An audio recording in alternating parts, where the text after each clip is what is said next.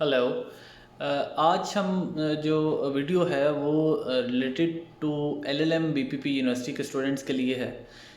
क्योंकि इसकी जो अभी तक की जो लास्ट इनरोलमेंट डेडलाइन है वो 30th जैन है कि आपने 30 जनवरी से पहले पहले रिपोर्ट करना है यूनिवर्सिटी में और आपने वहाँ पे जाके अपनी इनरोलमेंट करवानी है। अब उस पे कुछ जो है वो आ रही है न्यूज़ कि शायद इस पे कुछ एक्सटेंशन मिल जाए। तो उसमें जो स्टूडेंट्स के तो वीज़ाज़ आ गए हैं उनको तो डिले करने की ज़रूरत नहीं है, वो डेफ़िनेटली 30th से पहले पहले मूव करें यूके के लिए और जाके अपनी इनरोलमेंट करवाएं। वो स्टूडेंट्स जिनके वीज़ा वेटिंग पे हैं या कोई टेक्निकल इश्यूज़ हैं या कोई सर्कमस्टांसिस और हैं जिसकी वजह से वो ट्रैवल नहीं कर पाएंगे, तो उनको जो है वो ये है कि वो यूनिवर्सिटी को स्टडी वीज़ाज़ एट बीपीपी वो ईमेल उनको पता होगी, डेफिनेटली उनके एजेंट को पता होगी, वहाँ पे एक ईमेल ड्रॉप करें और उसमें अपने पर्सनल सर्कमस्टांसिस को मेंशन करें और बताएं कि जी 30th से पहले आना पॉसिबल नहीं है तो कोई वीक 10 डेज़ की एक्सटेंशन दे दें। रूटीन में ये होता है कि यूनिवर्सिटी एक्सटेंशन दे देती है, लेकिन अगर माइट भी कुछ ऐसा हार्ड एंड फास्ट रूल या कुछ स्ट्रिक्ट रूल अभी इम्प्लीमेंट हो गया हो कि ना दें तो ये एक अलग इशू है। तो वो कुछ टाइम मिल जाता है कि आपको 10 to 15 डेज़ मिल जाते हैं कि आ जाएँ जी इस डेट तक आप आ सकते हैं। तो एक तो वो करके देख लें और इन टाइम करके देख लें, अभी को वीक बिफोर कर लें, क्योंकि उसमें अगर ये है कि अगर नहीं वो मिलेगा तो देन आप उससे पहले मूव करें किसी भी पॉसिबल वे में। और अगर वो कुछ टाइम दे देते हैं तो फिर थोड़ा सा आपको टाइम मिल जाएगा और आप ईज़ी होके जो है वो अपना प्रोसेस को कंप्लीट कर सकते हैं।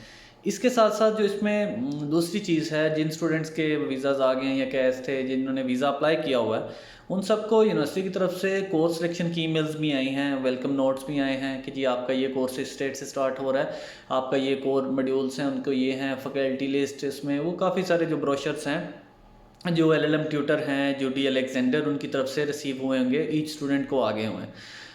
तो उन स्टूडेंट्स के लिए भी यही है कि वो उनको देखते हुए जो उनका कोर सिलेक्शन है यानी कोर मॉड्यूल है उसके अकॉर्डिंगली और जो इलेक्टिव ऑप्शंस अवेलेबल हैं और जिस इनटेक के लिए वो अवेलेबल हैं, माइट भी कुछ कोर्सेज जैन के लिए अवेलेबल हों, फिर सितंबर में हों, फिर मई में हों, तो आप इनका एक वेलकम नोट वाला ब्रोशर है उसमें सारी डिटेल इन्होंने लिखी हुई है कि कौन कौन से कोर्सेज किस किस इनटेक के लिए अवेलेबल हैं।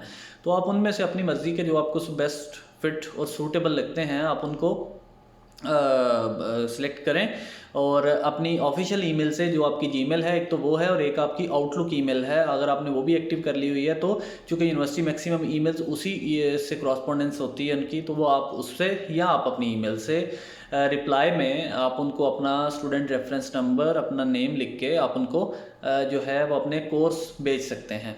जैसा कि एलएलएम के लिए आपको पता होगा कि एलएलएम के लिए आपने जो है वो 4 जो हैं सब्जेक्ट्स जो हैं वो लेने होते हैं।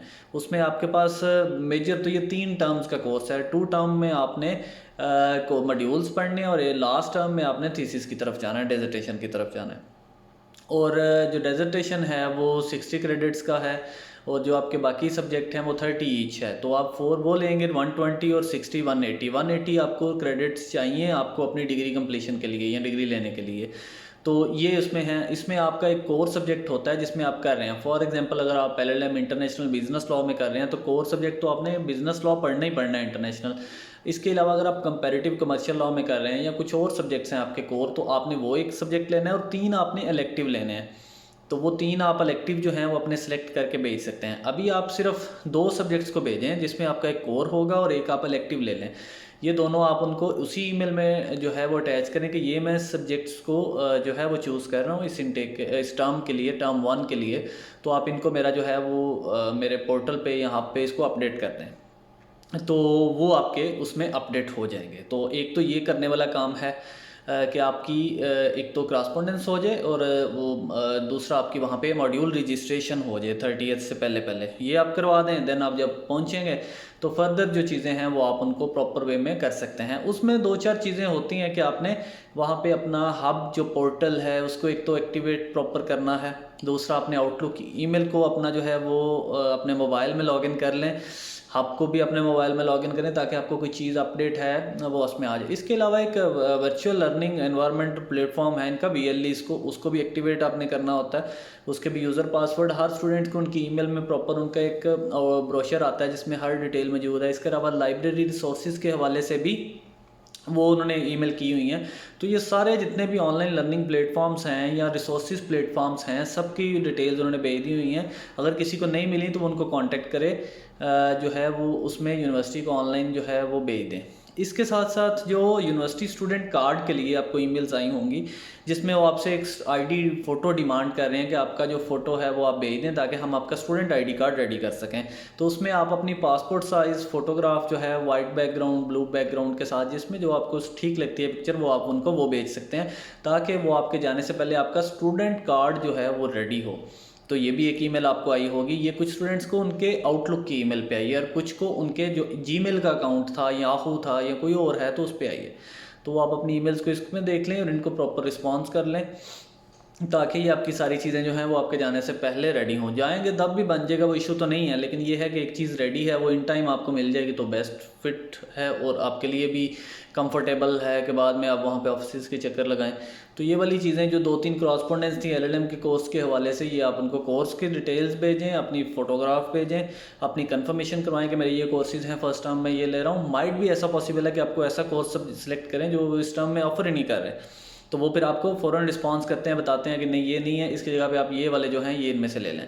तो ये आप 2-3 काम हैं जो करने वाले हैं।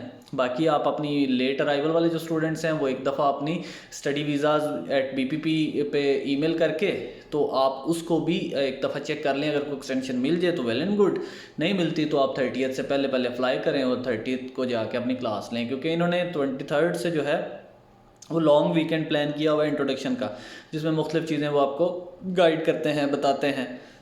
इसके साथ साथ 30th से proper classes regular course start हो जाता है आपका पढ़ने के लिए, तो उसमें जो है वो मिस होना मुनासिब नहीं है। वो उसके बाद जो है उसके कॉन्सिक्वेंसेस भी बुरे होते हैं कि वो आपका कोर्स ड्रॉप भी हो सकता है, आपको वो जो अटेंडेंस शॉर्ट भी हो सकती है। तो ये चीज़ें जो हैं आपने ये इसको जहन में रखना है लाजमी तौर पर, किसी सूरत में आपकी अटेंडेंस शॉर्ट ना हो, कोर्स ड्रॉप ना हो।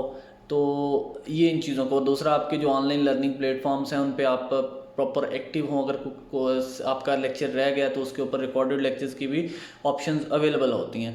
तो ये बीपीपी के एलएलएम कोर्स के हवाले से कुछ अपडेट्स थी जो अब तक मैंने जो है वो पहुंचाना ज़रूरी समझता था। अगर बहुत सारे स्टूडेंट्स को इस हवाले से थोड़ा सा प्रॉपर गाइड नहीं किया जाता तो वो फिर जो है वो एक दूसरे का मुंह देख रहे होते हैं कि हमने इस पे ये पहले कर लेते, ये अब कर लेते।